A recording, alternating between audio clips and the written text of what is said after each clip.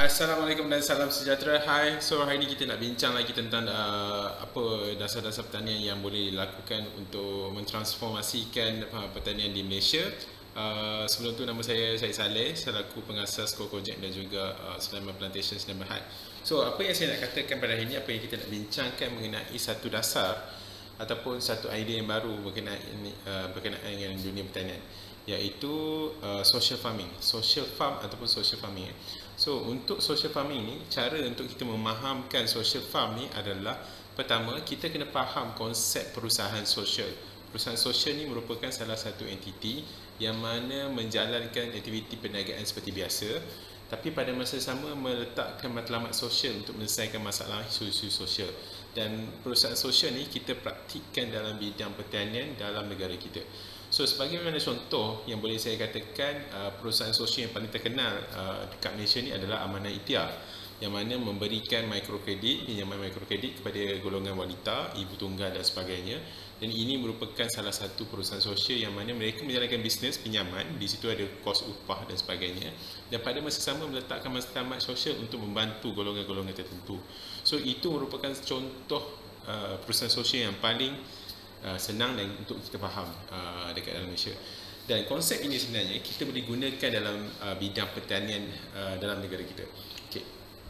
Kenapa saya kata begitu? Kalau kita tengok konsep seperti pembangunan tanah falda, Faircraft dan sebagainya, diambil daripada konsep nucleus farming. Apa itu nucleus? Nucleus ni kalau kita tengok macam sel, dalam sel ada nucleus. So nucleus farming ni akan menekankan di mana di satu kawasan tanah akan ada penempatan, dan penempatan tersebut akan menempatkan peneroka, dan peneroka tersebut akan mengusahakan tanah tersebut.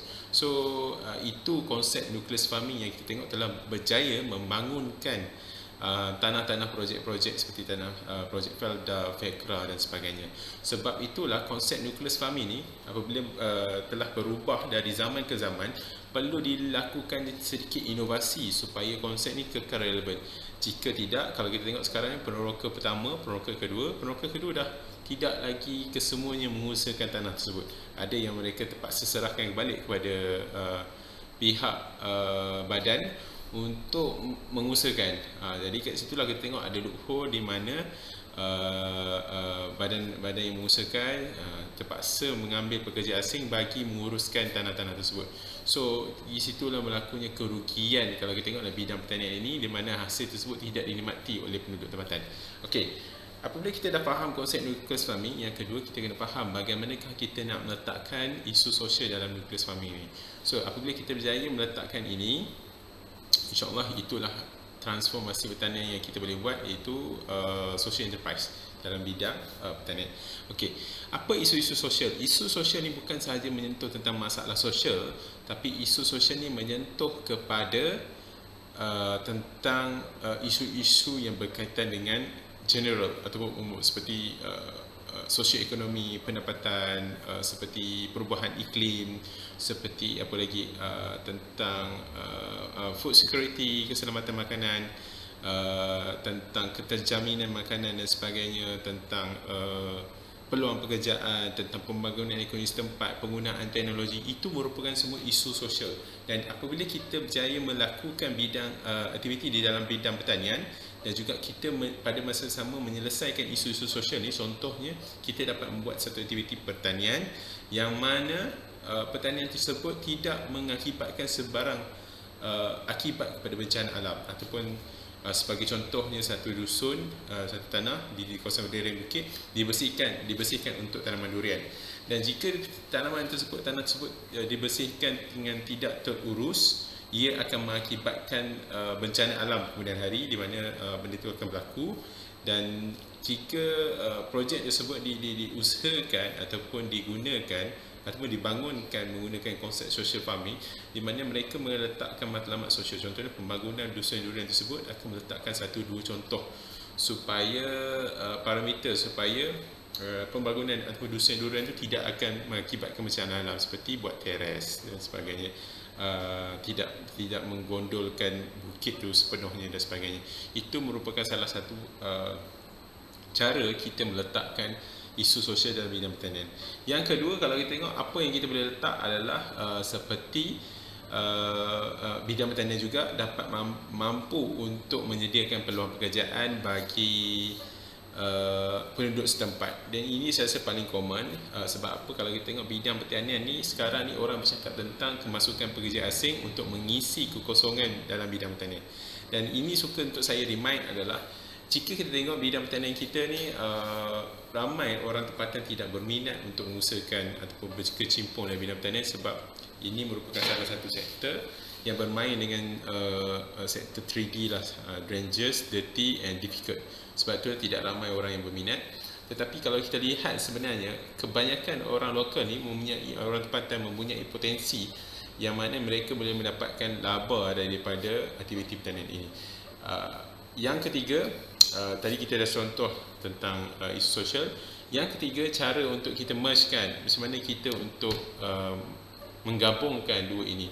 Apa yang saya buat di Kokojek adalah kita menggabungkan tentang penggunaan teknologi dalam bidang pertanian. Pada masa sama, kita meletakkan matlamat untuk memaksimalkan kelebihan ataupun pendapatan sosioekonomi penduduk setempat. Dan situlah kita tengok bidang pertanian itu diolah, akan diinovasikan supaya menggunakan teknologi tertinggi untuk mengurangkan kos tenaga kerja ataupun mengurangkan kepayahan kerja tersebut, yang mana boleh diterima oleh penduduk tempatan ataupun kita punya rakyat Malaysia. Dan itu merupakan salah satu konsep social farming yang baik, yang dapat membantu kita mengevolusikan bidang pertanian dalam negara kita. Dan saya rasa ini merupakan salah satu cara bagaimana kita nak memastikan bidang ini terus dikembangkan oleh rakyat Malaysia yang tempatan. Dan ini akan mengakibatkan salah satu revolusi pertanian yang kuat untuk negara kita. Itu contoh yang saya boleh bagi tentang social farming. Social farming juga boleh dikaitkan dengan beberapa senario seperti di belah Eropah. Mereka menggunakan social farm, term dia adalah untuk therapeutic. Therapeutic ini adalah untuk merawat tentang kesihatan mental, tentang masalah-masalah lambat pembelajaran dalam kalangan kanak-kanak. Dan berkecimpung ataupun aktiviti-aktiviti pertanian ini merupakan salah satu cara terapeutik untuk merawat pada masalah yang saya nyatakan tadi. Itu merupakan salah satu konsep social farming. Dan saya rasa untuk kita rakyat Malaysia untuk adaptasi konsep ni, dan kita boleh gunakan konsep ataupun definisi kita sendiri mengenai social farming. Dan social farming ini saya rasa salah satu konsep yang mana saya rasa boleh memaksimalkan penggunaan tanah yang terbiar dekat Malaysia. Sebab apa, kalau kita tengok sebagai contoh, tanah-tanah terbiar di Malaysia ni bukan sahaja tentang tanah ataupun bangunan-bangunan yang terbiar, rooftop, backyard garden dan sebagainya. Ini boleh digunakan untuk memaksimalkan penggunaan tempat tersebut, dan pada masa sama akan memberi impact dalam menyelesaikan isu-isu sosial dalam kalangan masyarakat. Dan itulah konsep yang saya rasa, evolusi konsep model pertanian yang boleh dipraktikan, yang boleh dibuat pelaksanaan secara menyeluruh. Kita sebagai sebuah negara di rantau Asia, yang kita perlu membuat satu konsep yang mana akan menjadi ikutan dalam kalangan negara-negara lain. Jika kita berjaya, benda ni akan mendapatkan meletakkan Malaysia di tempat yang tersendiri. Dan yang terakhir yang saya nak ulas pada tentang social farm ni, kita di Kokojek kita mempunyai social farm kita sendiri. Dan saya dah melaksanakan projek ni hampir 2 tahun, dan saya tengok benda ni sangat impactful.